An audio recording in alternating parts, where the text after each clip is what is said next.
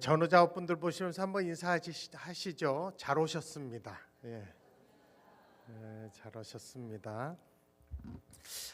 제가 오늘 만약 이 자리에서 마지막으로 설교할 수 있는 자리면 저는 오늘 이 설교합니다.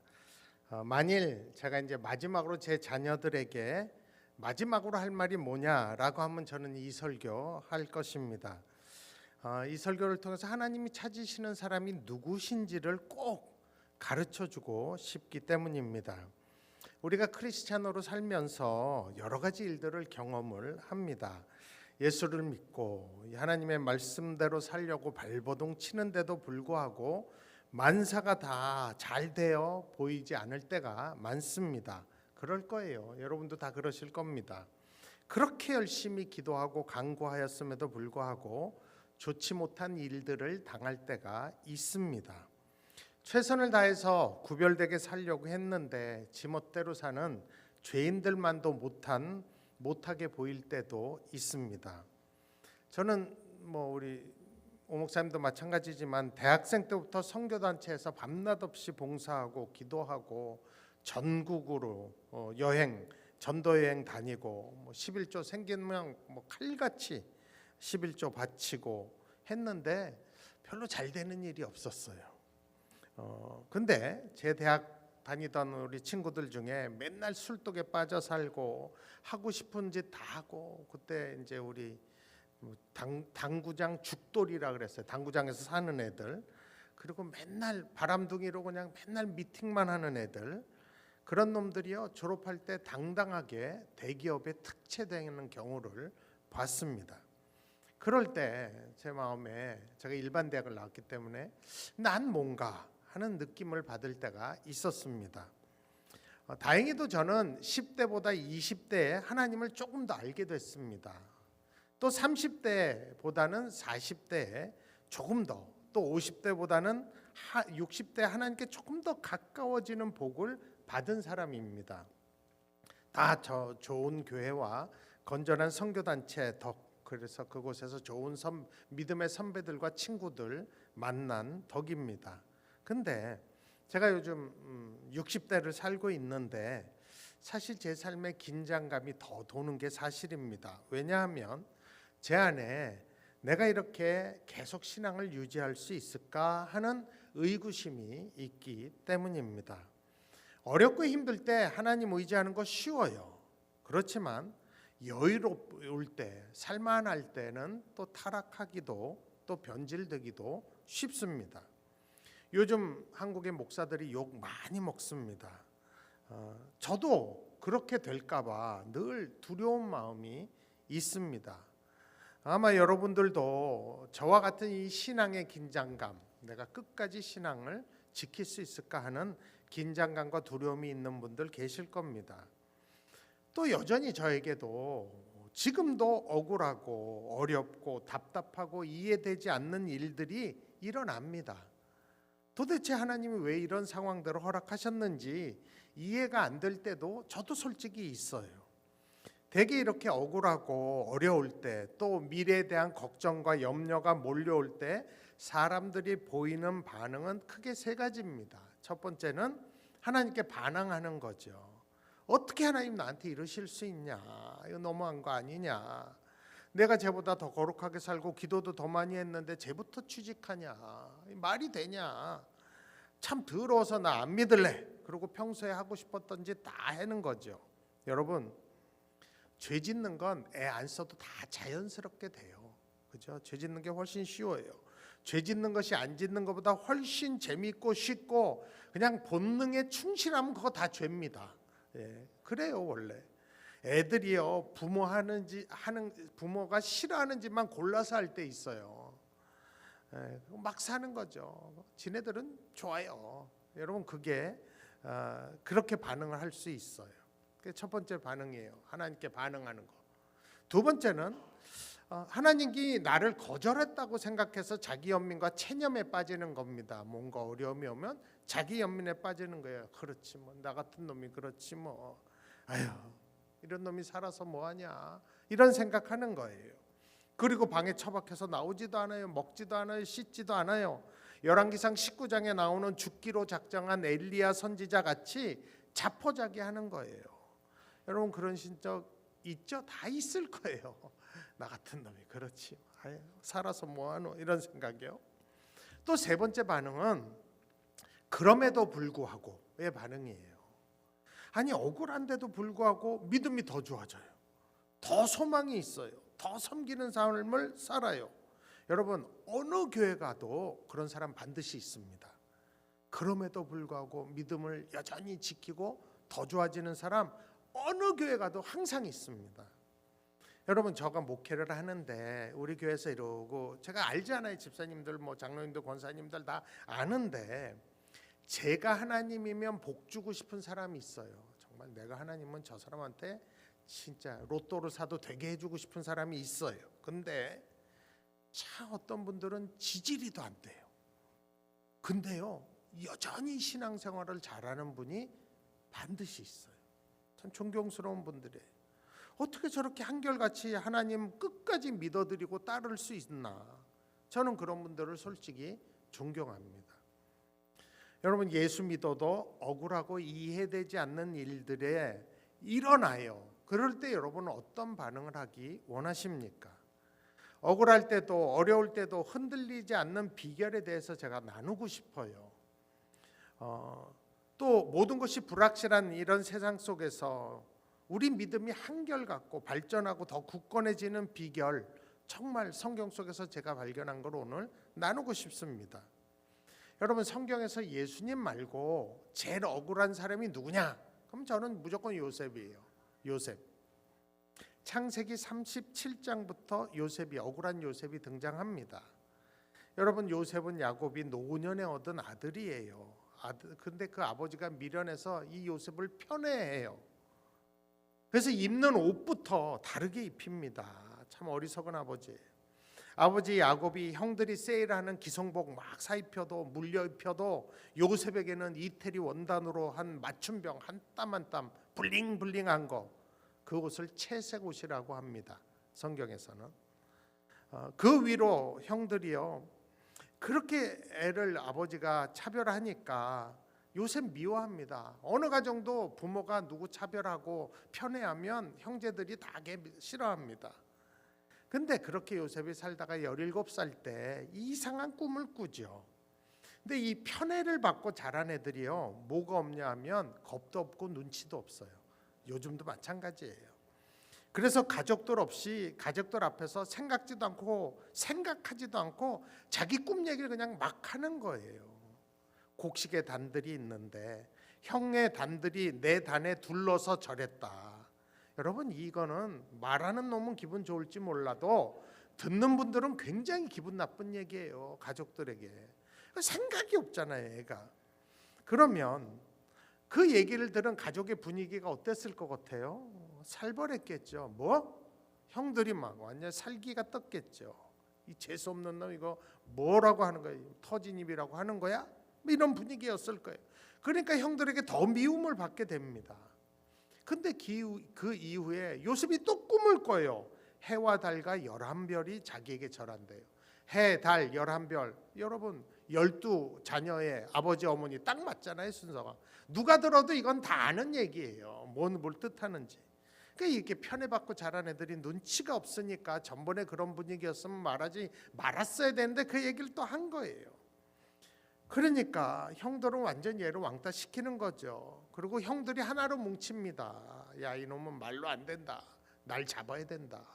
하여튼 작정을 해야 합니다.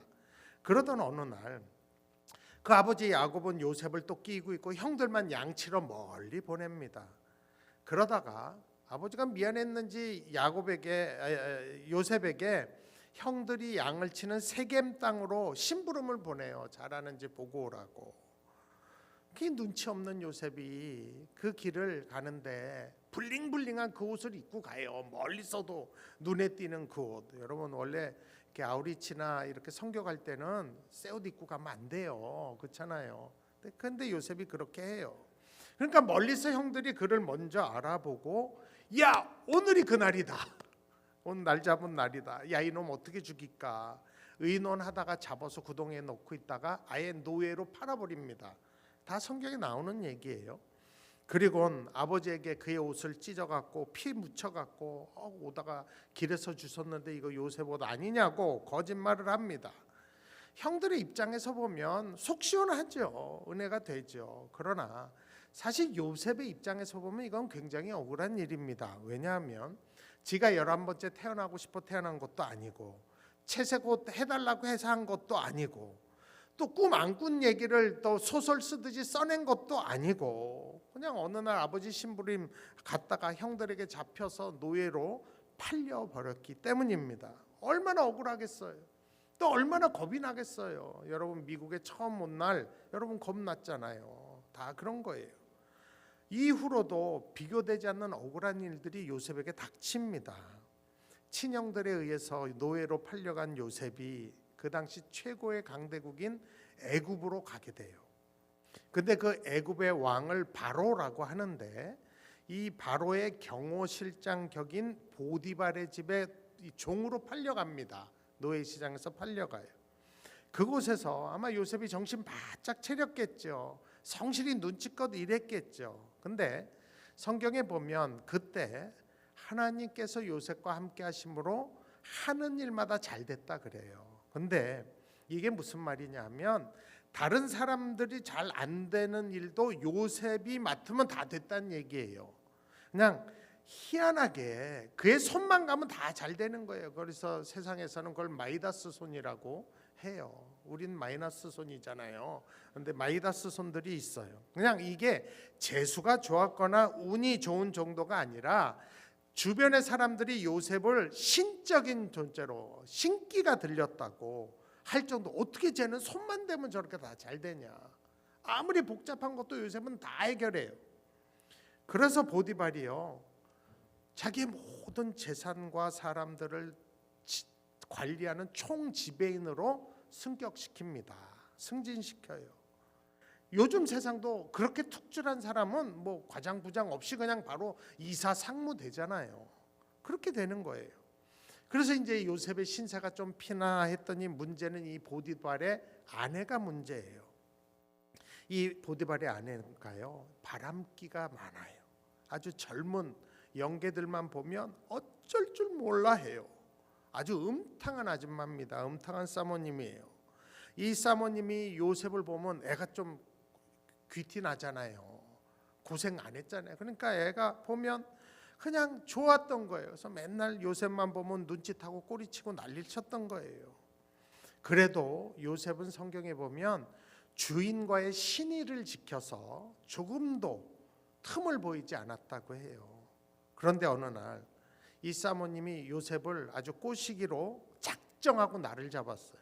그래서 집안에 있는 모든 노예들 다 심부름 보내버리고 요셉만 등장하면 이제 자기랑 둘만 있게 만드는 거예요. 그것도 모르고 요셉이 출근하죠. 그래서 오자마자 요셉에게 사모님이 눈짓합니다. 막 이렇게 쳐다보고 눈 깜빡이면서 요셉의 옷을 잡고 요셉 뭐 이거 한 거예요. 근데 사모님이 뭔 짓을 해도 요셉이 거들떠도 안 봐요. 눈길 한번 주지 않아요. 그러니까 이 사모님이 요셉의 옷을 잡습니다. 여러분, 동서고금을 막론하고 이런 고관의 사모님들이 평소에 잘하는 게 뭐예요? 체력 관리와 미모 관리입니다. 그래요. 그러니까 여자가 작정하고 잡잖아요. 그거 못 뿌리쳐요. 그러니까 요셉이 보니까 이게 뿌리칠 수 있는 힘이 아니에요. 작정하고 잡으니까. 그러니까 옷을 벗고 도망가죠. 그러니까 이 사모님이 화가 나죠. 이 자식이 노예 주제에 뭔데 이러냐, 이게 내 숙청을 거절하냐 이러면서 이 조직의 쓴맛을 봐야 된다. 사모님이 하고 요셉이 자기를 겁탈하려고 했다고 남편에게 거짓말을 하고 증거물로 요셉의 옷을 보여주고 그 얘기를 듣고 어느 남편이 가만히 있겠어요. 그러니까 보디발이 화가 나서 바로 보디발 집에 있는 그 사설 감옥에 요셉을 쳐넣습니다. 근데 이 당시 경호대장은 자기 집에 이런 사설 감옥이 있어요. 왜냐하면 왕이 당장 넣어라 그러고 경호실장이 걔를 가둬두는 곳이 있고 그 다음에 이제 재판 절차를 밟기 때문이에요. 그러니까 요셉이요 얼마나 억울하겠어요.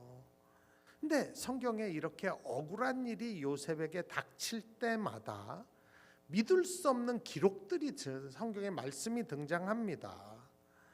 그러니까 그게 뭐냐 하면 요셉이 잘 나가고 채색 옷 입었던 창세기 37장에는 절대 안 나오는 표현이 요셉의 억울함이 시작되는 39장에만 나오는 기가 막힌 표현들이 있어요. 그게 뭐냐? 억울하게 형들에게 팔림 당해서 보디발 집에 다시 팔렸을 때 창세기 39장 1, 2절이에요. 여러분 39장 1, 2절을 우리가 한번 찬찬히 같이 읽어보십니다. 같이 읽습니다. 요셉이 이끌려 애굽에 내려가매 바로의 신하 친위대장 애굽 사람 보디발이 그를 그리로 데려간 이스마엘 사람의 손에서 요셉을 사니라. 여호와께서 요셉과 함께 하심으로 그가 형통한 자가 되어 그의 주인 애굽 사람의 집에 있으니라고 기록이 나와요. 그러면 사모님에게 억울한 누명 쓰고 감옥에 갇혔을 때 창세기 39장 20절과 21절이에요. 한번 같이 읽으면서 또 비슷한 표현이 뭐가 나오는지 한번 보세요. 같이 읽습니다. 이에 요셉의 주인이 왕의 죄수를 가두는 곳이었더라. 요셉이 옥에 갇혔으나 여호와께서 요셉과 함께 하시고 그에게 인자를 더하사 간수장에게 은혜를 받게 하시매. 여러분 요셉의 억울한 순간마다 나오는 표현이 있어요. 그게 뭐예요? 여호와께서 요셉과 함께 하셨다는 거예요. 창세기 37장엔 절대 안 나와요. 여러분 우리가 알아야 돼요. 예수 믿으면 하나님 믿으면 억울한 일을 안 당하는 게 아니에요. 억울한 일 당해요. 어려운 일 당해요. 분명히 아셔야 합니다. 그러나 중요한 것은 뭐예요? 그 현장에 여호와께서 함께 하신다는 거예요. 이게 더 중요한 것이에요. 요셉의 아버지인 야곱도 외삼촌 라반에게 억울하게 사기 여러 번 7번 이상 사기당해요. 그때 창세기 31장 12절에 보면 라반이 내게 행한 모든 것을 내가 보았노라 하나님이 말씀하세요. 그 억울한 순간 내가 다 봤다고 하나님 얘기하세요. 요셉의 얘기를 계속해 보면 이렇게 억울하게 투옥되어서 있을 때 그 감옥에 두 분의 고관이 귀한 분들이 또 감옥에 오죠. 어느 날 그 왕에게 밉보여서 당장 가더라 그래서 이제 경호대장이 가둔 거예요. 그들은 고위직이에요. 술 맡은 관원장과 빵 굽는 관원장. 여러분 술 맡았다고 해서 술 따르는 웨이터 아니고요. 빵 굽는 관원장이라서 빵 실제로 만드는 파티시가 아니에요. 왕의 먹고 마시는 모든 것을 총괄하는 얼마든지 왕을 독살할 수도 있는 최측근 관료인 것이에요. 무슨 이유인지 하루아침에 이 두 거물이 보디발 왕에게 잘못 보여서 보디발의 감옥으로 오게 되고 이제 재판 절차가 시작된 거예요. 그러니까 아직 최종 판결이 나지 않은 고관들이라 보디발 입장에서는 굉장히 조심스럽기 때문에 최대한 예의를 갖추어야 했던 것이죠. 그래서 요셉을 그들에게 붙입니다. 네가 이 두 분들 잘 모셔라. 나중에 잘못되면 요셉 죽이면 되니까. 그래서 요셉이 그들을 잘 모십니다. 감옥에서. 근데 그들이 희한하게 어느 날 각각 다른 꿈을 생생하게 꿉니다. 여러분 꿈 많이 꾸시죠? 우리가 꾸는 꿈은 대개 무슨 꿈이에요? 개꿈이에요. 그죠? 여러분 대개 여러분 꾸시는 꿈 개꿈이에요. 근데요 우리가 일평생 살면서 너무 생생한 꿈을 꾸실 때가 있어요. 깨도 현실인 것처럼 기억이 다 나고 막 총칼라로. 그걸 이제 세상에서는 예지몽이라 그래요. 미래에 대해서 뭔가 얘기하는 듯한 꿈을 예지몽이라고 합니다. 그럼 우리가 이 꿈이 뭘 의미하는지 너무 알고 싶잖아요. 두 관원이 그런 꿈을 꾼 거예요. 이건 예지몽이에요. 근심하죠. 이게 무슨 꿈이냐. 그때 요셉이 그들의 얼굴빛만 보고 근심이 있는 것을 알고 묻습니다. 창세기 40장 8절에 보면 요셉이 이렇게 그들이 그들에게 이르되 우리가 꿈을 꾸었으나 해석할 자가 없도다. 요셉이 그들에게 이르되 해석은 하나님께 있지 아니하니까 청컨대 내게 구하소서. 이렇게 얘기해요. 그리고는 그들이 꿈 얘기를 하죠. 뭐 해몽해 준다는데 안 할 리 없죠. 그래서 하나님이 요셉을 통해서 그 꿈을 해석해 줍니다. 술 맡은 관원장이 꿈꾸면 포도나무가 자기 앞에 있는데 그 나무에 세 가지가 피고 싹이 나서 꽃이 피고 포도 열매가 익었고 내 손에 바로의 잔이 있어서 그 포도 따갖고 즙을 내갖고 바로의 잔에 그 즙을 난 포도주를 바로의 손에 드렸다라는 꿈을 꿨다는 거예요. 생생하게. 그랬더니 요셉이 하나님이 그 꿈을 해석하게 하시는데 당신은 3일 후에 복직이 될 거라고 이야기해요. 그리고는 창세기 40장 14절 15절에 보면 요셉이 당신이 만약 내가 해석한 대로 복직이 되면 꼭 나를 생각해 달라고, 나에게 은혜를 베풀어 달라고, 나 정말 잘못한 게 없고 억울하고 난 끌려올 때부터 여기 끌려온 히브리 사람인데 나 너무 억울하다고, 당신이 보디발보다 높으니까 그대로 되면 나를 좀 생각해 달라고 이야기합니다. 그랬더니 그 옆에서 그 꿈의 해석을 들은 빵 굽는 관원장도 자기도 비슷한 꿈을 꿨다는 거예요. 흰떡 세 덩어리가 내 머리에 있고 새들이 내 머리에 있는 음식을 먹고 나도 새처럼 나도 날아가냐 막 이렇게 얘기한 거예요. 그랬더니 그 빵 굽는 관원장에게 요셉이 당신은 3일 후에 죽게 될 거라고 그 꿈을 해석해 줍니다. 그리고 죽을 사람한테 뭐 부탁하지 않죠. 그리고 이제 도망갔겠죠. 그런데 요셉의 말대로 3일 후에 술 맡은 관원장은 복직이 되고 빵 굽는 관원장은 사형을 당합니다. 그대로.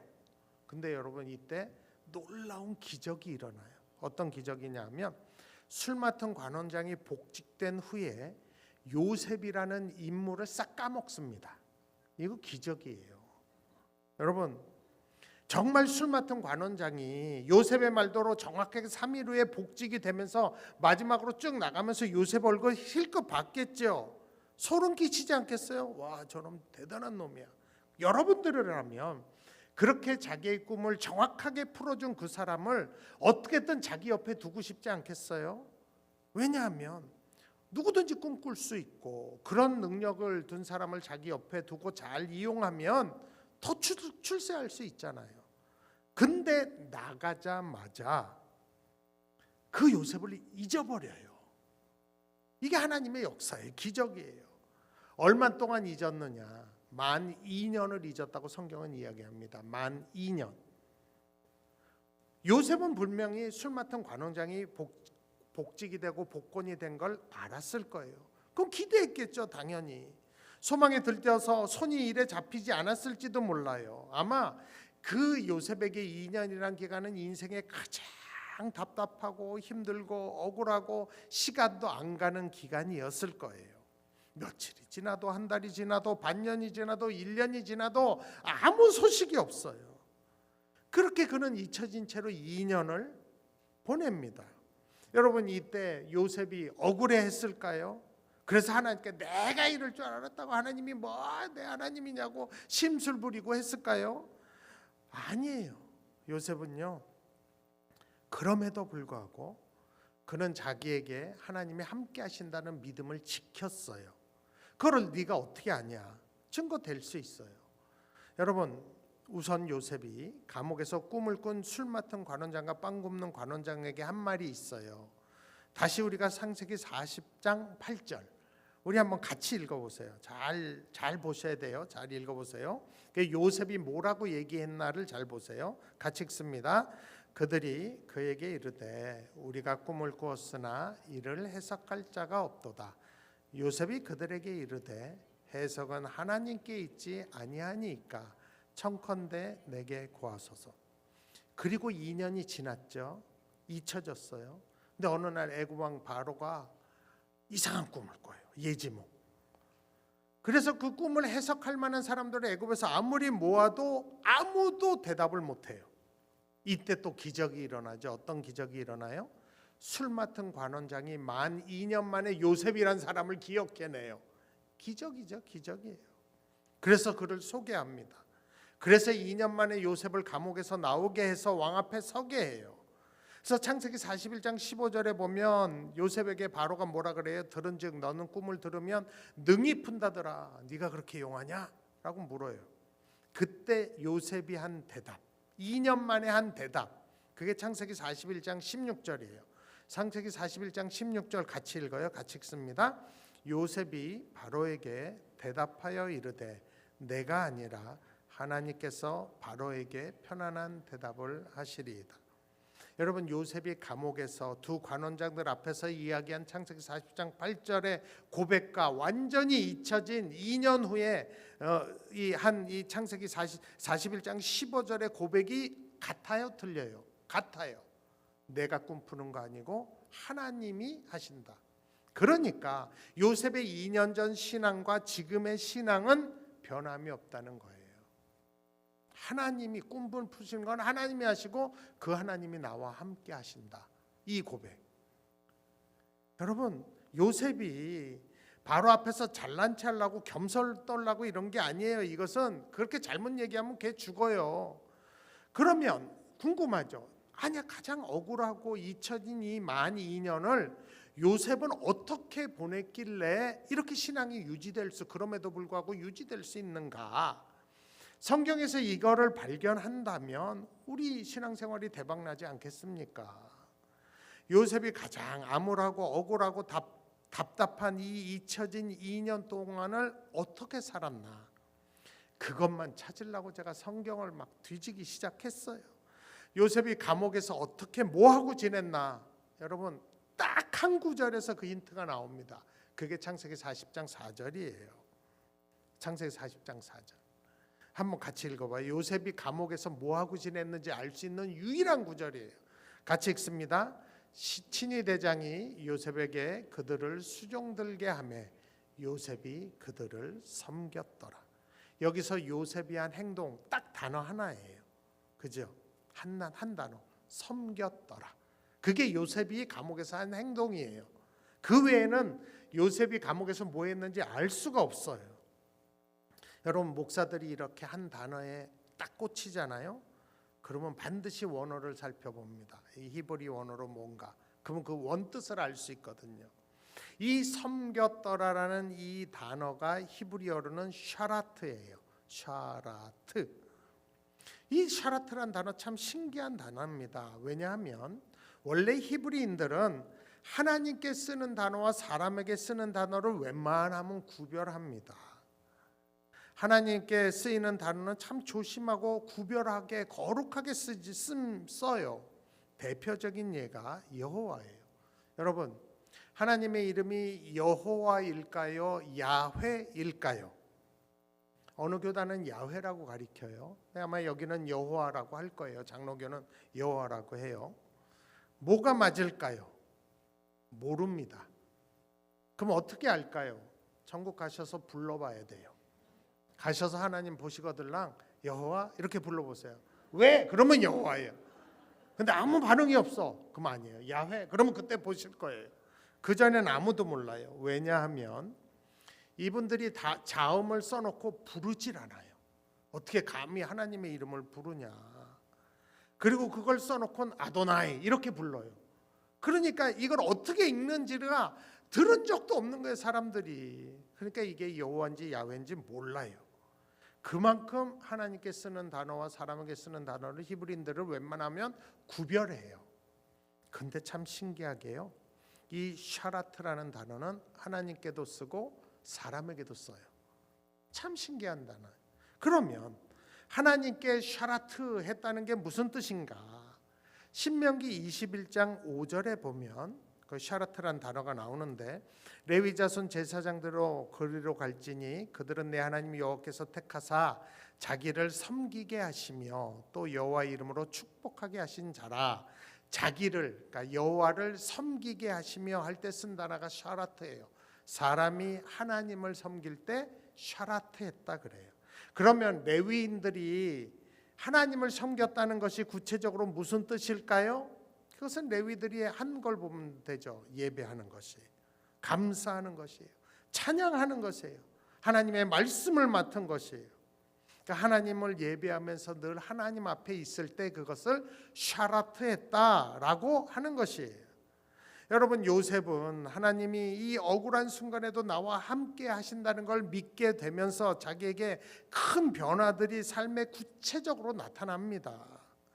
채색 옷을 입고 창세기 37장에 등장하는 요셉과 형들이 요셉을 팔아버려 애굽으로 가서 하나님이 함께 하신다는 것을 경험하고 난, 그래서 그때부터 하나님을 샤라트했다는 요셉은 쓰는 단어가 틀려요. 창세기 37장 6절에 보면 요셉의 말의 주어는 항상 나예요. 청하건대 내가 꾼 꿈을 들으시오. 9절에도 내가 또 꾼 꿈을 들으시오. 내가 꾼 꿈을 들어달라고. 채색 옷을 입었을 때는 요셉이 입을 열면 하는 주어는 항상 내가입니다. 내가. 근데 억울해도 하나님이 함께 하시는 것을 체험하고 그것을 믿은 후에 하나님을 샤라트하는 삶을 사는 요셉에게 창세기 40장 8절에서는 해석은 하나님께 있다. 41장 16절에 내가 아니라 하나님께서 바로에게 대답을 하시리라 라고 주어가 바뀝니다.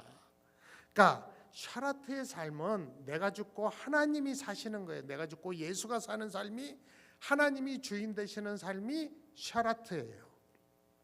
힘들 때 예배하며 말씀하시고 깨닫게 하신 하나님의 뜻을 받아들이고 그 하나님을 예배하고 감사하는 삶이 샤라트예요. 샤라트. 여러분, 억울한 중에도 이렇게 하나님이 함께 하심을 믿는 사람들은 하나님을 섬기는 예배하는 샤라트의 삶을 삽니다. 이럴 때 그렇게 하나님을 예배하며 샤라트의 삶을 사는 사람들은 하나님의 말씀이 그를 단련하신다고 성경이 이야기해요. 시편 105편 19절에 요셉에 관한 기사에 그게 나와요. 곧 여호와의 말씀이 응할 때까지라 그의 말씀이 그를 요셉을 단련하였도다 라고 시편이 이야기해요. 그러니까 샤라트의 삶을 살 때 하나님의 말씀이 그를 단련하시는 거예요. 그러니까 요셉의 이 억울한 모든 시간들 속에서 하나님은 하나님의 말씀을 성취하시고 훈련하고 계신 것이에요. 하나님이 요셉이 형제들에 의해서 애굽으로 팔아 넘겨지고 난 후 보디발 집으로 넘겨질 때 두려움과 서글픔 가운데 있을 때 하나님의 말씀으로 요셉에게 찾아오신 거예요. 어쩌면 아브라함과 이삭과 야곱에게 나타나셔서 말씀하셨듯이 똑같이 요셉에도 말씀하셨을 거예요. 그렇다면 요셉이 그걸 어떻게 알아차렸을까요? 궁금하지 않아요? 근데 여러분 잘 보세요. 요셉의 아버지 야곱이요, 그의 할아버지가 아브라함이에요. 아브라함과 야곱이 같이 산 기간이 연대표를 보면 15년입니다.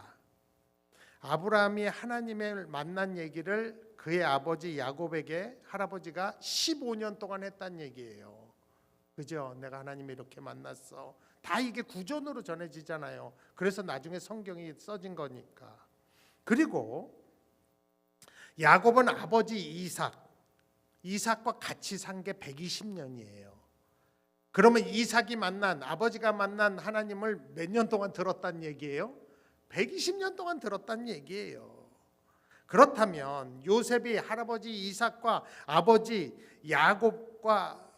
야곱과으로부터 하나님을 만난 얘기를 몇 년 들었을까요? 자기가 팔려간 때가 17세쯤 되니까 최소한 17년은 아버지와 할아버지로부터 하나님을 어떻게 만났고 하나님이 어떻게 찾아오셨는지를 분명히 들었을 거예요.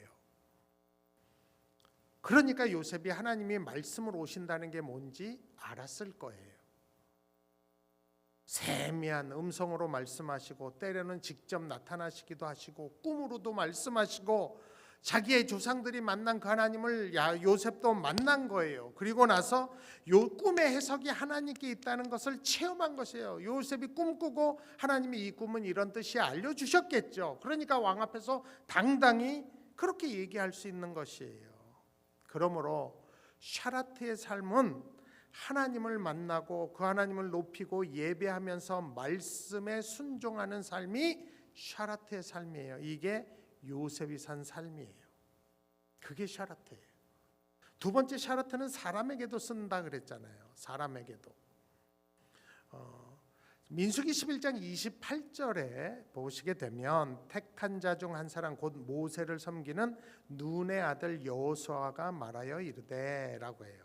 그러니까 모세를 섬기는 눈이라는 사람의 아들 여호수아.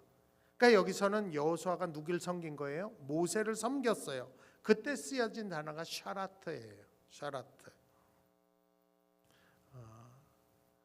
친위대장 보디발이 요셉에게 술 맡은 관원장과 빵 맡은 관원자들을 네가 섬겨라 했을 때 샤라트예요. 그가 요셉이 섬긴 거. 근데 어느 정도로 섬겼는가? 그 사람들 얼굴만 봐도 근심이 있는 걸 알고 그 근심이 뭔지 얘기하라고. 그 사람의 근심을 해결해 줄 정도로 최상의 서비스를 제공한 것이에요. 그리고 두 사람이 말할 때 잘 경청을 하고 하나님의 뜻이 무엇인지를 그들에게 잘 전달한 것. 이럴 때 그렇게 사람을 섬길 때 샤라트라는 단어를 씁니다. 그러므로 샤라트는 하나님만 섬기는 게 아니라 사람들도 섬길 때 샤라트라는 단어를 써요. 요셉이요 늘 그렇게 사람을 섬기고 생각하는 샤라트의 삶을 사는 거예요. 감옥에서도 그렇게 사는 겁니다. 여러분 요셉의 자기가 깨닫는 자기 삶의 부르심과 목적이 뭔지 아십니까? 그것을 나중에 자기를 팔아버린 그 형들 앞에서 자기 입으로 얘기해요. 그것이 창세기 45장 5절에 나옵니다. 거기 보면 당신들이 나를 이곳에 팔았다고 해서 근심하지 마소서, 한탄하지 마소서, 내가 원수 갚을까 봐 두려워하지 마요. 왜? 하나님이 생명을 구원하시려고 나를 당신들보다 먼저 보내셨나이다. 요셉은 하나님이 왜 자기에게 이런 고난과 억울함을 허락하셨는지 알았어요. 하나님을 예배하면서 하나님의 말씀을 통해서 그걸 깨달은 거예요. 하나님이 나에게 이런 시간들을 허락하신 것은 바로 생명을 구원하라고 허락하셨구나 라고 알았어요. 그래서 형들한테 그렇게 얘기한 것이에요. 그러므로 요셉은 사람의 생명을 소중히 여기고 생명을 살리는 일에 가치를 두고 그런 샤라트의 삶을 살았던 것입니다. 어떤 생명도 귀중히 여기는 것, 이것이 하나님이 기뻐하시는 샤라트의 삶입니다. 여러분 하나님이요 저나 여러분들이 이렇게 생명을 귀중히 여기고 생명을 살리는 일에 앞장서기를 원하십니다. 내 주변뿐만 아니라 열방에 있는 자들도 사랑하고 섬기는 것을 하나님이 기뻐하세요. 그래서 교회 사명 중에 하나가 섬긴 거예요. 특별히 가난하고 소외되고 고아와 과부들, 나에게 갚을 수 없는 자들을 돌보는 것을 하나님이 기뻐하세요. 그래서 오죽하면 잠언 19장 17절에서 가난한 자를 불쌍히 여기는 것은 여호와께 구워드리는 것이라고, 그의 선행을 그에게 갚아주시리라고 말씀하실 정도입니다. 하나님을 샤라트하는 자는 이웃을 향한 하나님의 마음을 알기 때문에 이웃도 섬기는 삶을 사는 것이에요. 우리가 이웃을 섬긴 그 샤라트의 그 자리에 하나님이 임재하십니다. 제가 목회를 하면서요, 저희 교회는 이렇게 가난한 자를 섬기는 자리에 꽤 많이 있었는데 그곳에 하나님의 임재를 저는 많이 경험을 했어요. 그래서 저희 교회는 좀 크기 때문에 그렇게 가난하고 갚을 길이 없는 자들을 돕고 자활시키는 법인체를 세우고 담당 목사님과 복지사들을 두고 운영하고 있어요. 그 사역을 통해서 저희 교회가 받은 복이 너무너무 커요. 말씀을 좀 정리해 볼게요. 우리가 잊지 말아야 할 것은 아무리 억울한 일 당해도 하나님이 우리와 함께 계신다는 거예요. 그 임마누엘의 신앙을 가진 우리는 요셉처럼 사람들을 섬기는 샤라트의 삶을 살아야 합니다. 요셉이요 아무리 억울하고 힘들고 답답하고 잊혀져도 그는 샤라트의 삶을 살았어요. 샤라트의 삶은 하나님을 예배하고 이웃을 섬기는, 사람을 섬기는 그 삶입니다. 그래서 여러분 우리가 억울할수록 더 예배드려야 되고요, 어려울수록 더 찬양해야 되고 하나님의 말씀에 붙잡혀야 합니다. 이게 신앙 유지의 비결이에요. 그러면 요셉처럼 내 믿음 지키고 내 가족과 민족과 열방을 구원하는 일에 쓰임을 받게 됩니다. 그렇게 창세기가 그걸 기록한 것이에요. 우리가 샤라트의 삶을 살면 우리 주변이 우리 덕을 보는 거예요. 나만 좋아지는 게 아니라 우리 주변이 덕을 보는 거예요. 누군가 하나님을 사랑하는 우리 때문에 웃고 웃게 되고 살아난다면 얼마나 영광스럽고 보람되겠어요. 저는 저와 이 우리 로뎀나무 성도들이 그렇게 쓰임 받았으면 좋겠어요.